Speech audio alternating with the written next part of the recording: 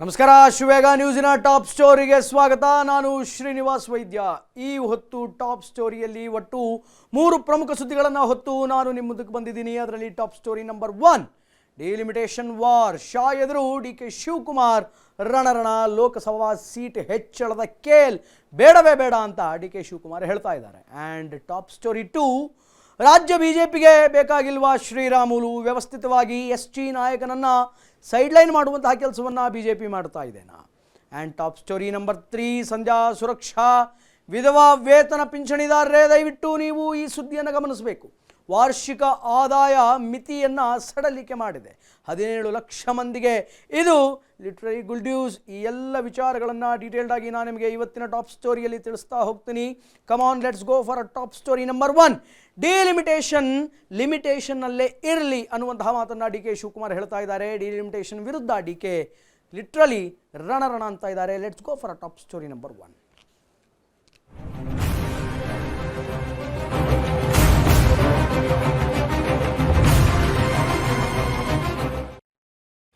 ಅನೇಕ ದಿನಗಳಿಂದ ಕೇಂದ್ರ ಸರ್ಕಾರ ಡಿಲಿಮಿಟೇಷನ್ ಅನ್ನು ಜಾರಿ ಮಾಡುತ್ತೆ, ಡಿಲಿಮಿಟೇಷನ್ಸ್ ಬಿಲ್ ಅನ್ನು ತೆಗೆದುಕೊಂಡು ಬರುತ್ತೆ ಅಂತ ಹೇಳಲಾಗ್ತಾ ಇದೆ.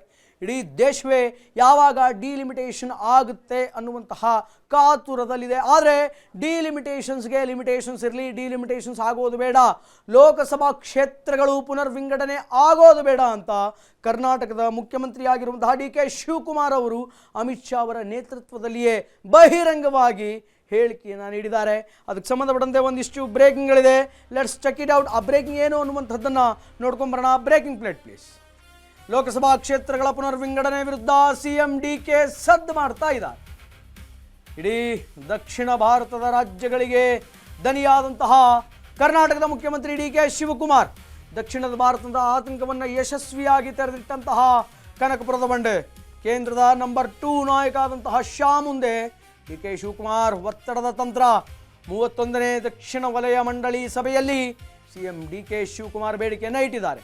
ದಕ್ಷಿಣ ರಾಜ್ಯಗಳ ಹಿತರಕ್ಷಣೆಗಾಗಿ ಧ್ವನಿ ಎತ್ತಿ ಡಿ ಕೆ ಈ ಒಂದು ಮಾತನ್ನು ಹೇಳಿದ್ದಾರೆ. ಡಿ ಕೆ ಶಿವಕುಮಾರ್ ಹೇಳಿರುವಂತಹ ಮಾತು, ಲಿಮಿಟೇಷನ್ನಲ್ಲೇ ಇರಲಿ, ಯಾವುದೇ ಕಾರಣಕ್ಕೂ ಕೂಡ ಲೋಕಸಭಾ ಕ್ಷೇತ್ರಗಳ ಪುನರ್ವಿಂಗಡಣೆ ಆಗೋದು ಬೇಡ, ಲಿಮಿಟೇಷನ್ಸ್ ಇರಲಿ.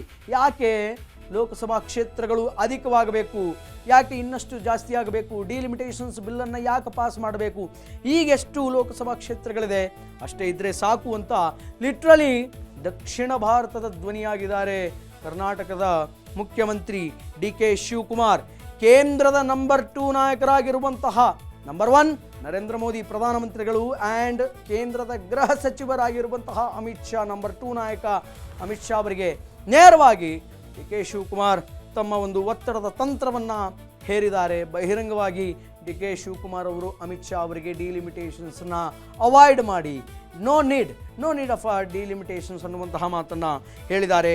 ದಕ್ಷಿಣ ಭಾರತದ ಹಿತರಕ್ಷಣೆಗೆ ಧ್ವನಿಯನ್ನು ಕರ್ನಾಟಕದ ಮುಖ್ಯಮಂತ್ರಿ ಡಿ ಕೆ ಶಿವಕುಮಾರ್ ಅವರು ಎತ್ತಿದ್ದಾರೆ. ಆ್ಯಂಡ್ ಇದಕ್ಕೆ ಸಂಬಂಧಪಟ್ಟಂತೆ ಮತ್ತಷ್ಟು ಬ್ರೇಕಿಂಗ್ಗಳಿದೆ. Check it out. ಆ ಬ್ರೇಕಿಂಗ್ ಏನು ಅನ್ನುವಂಥದ್ದನ್ನು ನೋಡ್ಕೊಂಬರೋಣ. Breaking plate please.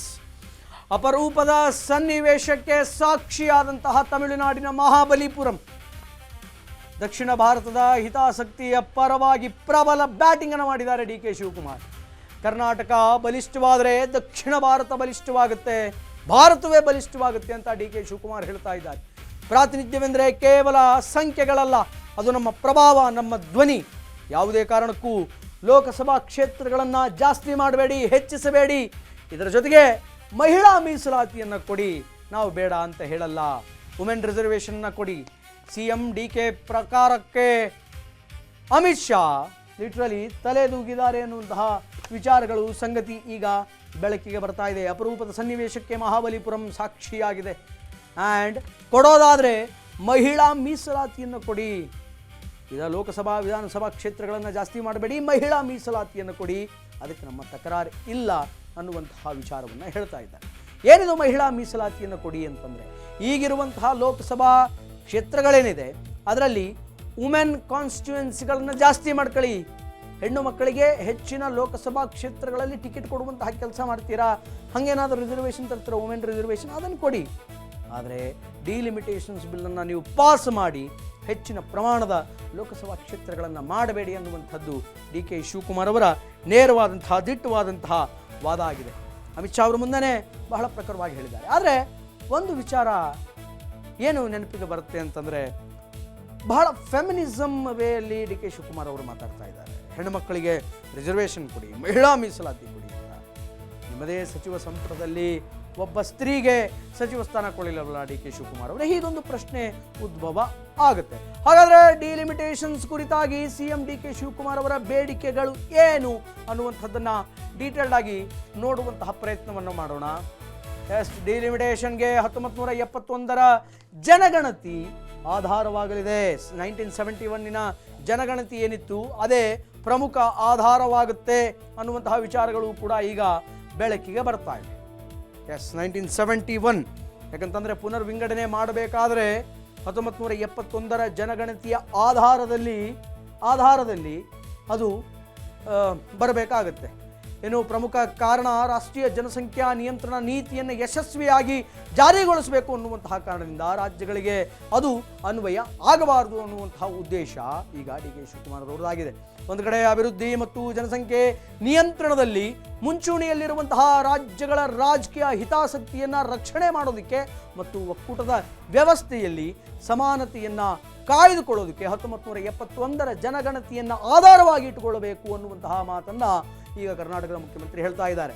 ಇನ್ನು ದಕ್ಷಿಣ ಭಾರತದ ಕರ್ನಾಟಕ, ತಮಿಳುನಾಡು, ಕೇರಳ ಮತ್ತು ಆಂಧ್ರ ಪ್ರದೇಶ ಸೇರಿದಂತೆ ದಕ್ಷಿಣ ಅನೇಕ ರಾಜ್ಯಗಳು ಸರ್ಕಾರದ ಜನಸಂಖ್ಯೆಯ ನಿಯಂತ್ರಣದ ನೀತಿಗಳನ್ನು ಕಟ್ಟುನಿಟ್ಟಾಗಿ ಸ್ಟ್ರಿಕ್ಟ್ ಆಗಿ ಪಾಲಿಸಬೇಕು, ಜೊತೆಗೆ ಜನಸಂಖ್ಯೆಯನ್ನು ಯಶಸ್ವಿಯಾಗಿ ನಿಯಂತ್ರಣ ಮಾಡಬೇಕು ಮತ್ತು ಮಾಡಿದೆ ಅನ್ನುವಂತಹ ವಿಚಾರವನ್ನು ವ್ಯಕ್ತಪಡಿಸ್ತಾ ಇದ್ದಾರೆ. ಆದರೆ ಇದೇ ಅವಧಿಯಲ್ಲಿ ಉತ್ತರ ಪ್ರದೇಶ, ನಾರ್ತ್ ಇಂಡಿಯಾಕ್ಕೆ ಹೋದರೆ ನಾವು ಒಂದು ಸ್ವಲ್ಪ ಉತ್ತರ ಪ್ರದೇಶ, ಬಿಹಾರ ಮತ್ತು ಮಧ್ಯಪ್ರದೇಶದಂತಹ ಉತ್ತರದ ರಾಜ್ಯಗಳಲ್ಲಿ ಜನಸಂಖ್ಯೆಯ ಬೆಳವಣಿಗೆಯ ದರ ಹೆಚ್ಚಾಗಿಯೇ ಇತ್ತು, ಜಾಸ್ತಿ ಆಗಿದೆ. ಅಲ್ಲಿ ಒಂದು ವೇಳೆ ಪ್ರಸ್ತುತ ಜನಸಂಖ್ಯೆಯ ಆಧಾರದ ಮೇಲೆ ಕ್ಷೇತ್ರಗಳನ್ನು ಮರು ಹಂಚಿಕೆ ಮಾಡಿದರೆ, ಡಿವೈಡ್ ಮಾಡಿದರೆ, ಸ್ಪ್ಲಿಟ್ ಮಾಡಿದರೆ ಜನಸಂಖ್ಯೆ ಹೆಚ್ಚಾಗಿರುವಂತಹ ಕಾರಣ ಉತ್ತರದ ರಾಜ್ಯಗಳಿಗೆ ಹೆಚ್ಚಿನ ಲೋಕಸಭಾ ಕ್ಷೇತ್ರಗಳು ಸಿಗುತ್ತೆ, ದಕ್ಷಿಣಕ್ಕೆ ಸಿಗಲ್ಲ.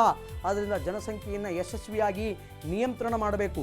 ದಕ್ಷಿಣದ ರಾಜ್ಯಗಳು ತಮ್ಮ ರಾಜಕೀಯ ಪ್ರಾತಿನಿಧ್ಯವನ್ನು ಕಳೆದುಕೊಳ್ಳಬೇಕಾಗುತ್ತೆ ಒಂದು ವೇಳೆ ಏನಾದರೂ ಈ ಡಿಲಿಮಿಟೇಷನ್ಸನ್ನು ಮಾಡಿದರೆ ಅನ್ನುವಂತಹ ವಿಚಾರವನ್ನು ಡಿ ಕೆ ಶಿವಕುಮಾರ್ ಅವರು ಹೇಳ್ತಾ ಇದ್ದಾರೆ. ಹಾಗಾಗಿ ಒಂದು ವೇಳೆ ಡಿಲಿಮಿಟೇಷನ್ಸನ್ನು ಮಾಡಿದರೆ 1971ರ 1971 ಜನಸಂಖ್ಯೆ ಏನಿದೆ ಆ ಜನಸಂಖ್ಯೆಯ ಲೆಕ್ಕಾಚಾರದ ಆಧಾರದ ಮೇಲೇ ಮಾಡಬೇಕು ಅಂತ ಹೇಳ್ತಾ ಇದ್ದಾರೆ.